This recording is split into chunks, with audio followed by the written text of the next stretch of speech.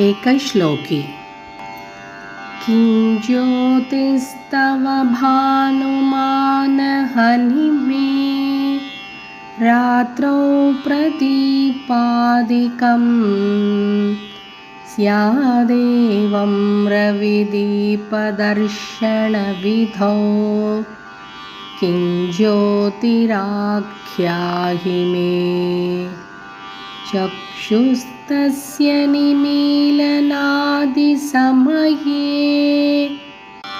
किं धियो दर्शने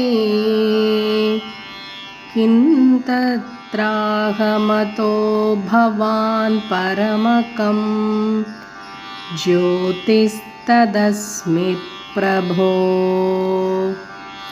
इति श्रीमत्परमहंसपरिव्राजकाचार्यस्य श्रीगोविन्दभगवत्पूज्यपादशिष्यस्य श्रीमच्छङ्करभगवतः कृतौ एकश्लोकी सम्पूर्णा.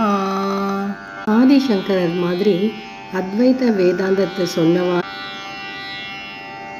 32 வயசுலேயே அவர் எல்லா விஷயங்களையும் வைத்து குடித்தவர். லோகம் ஒரு குரு ஒரு சிஷ்யன் 2 பேரும் பேசுகிற மாதிரி வந்திருக்கு.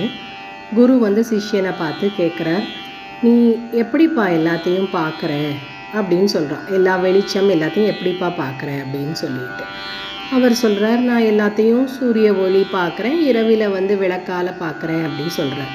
அப்போ அந்த மாதிரி விளக்கு இருக்குது அப்படின்ற விஷயத்த உனக்கு எப்படி தெரிஞ்சுது அப்படின்னு சொல்கிறார். அப்போது சிஷ்யன் சொல்கிறார், நான் என்னோட புத்தி மூலமாக எனக்கு அது புரிஞ்சுது அப்படின்னு.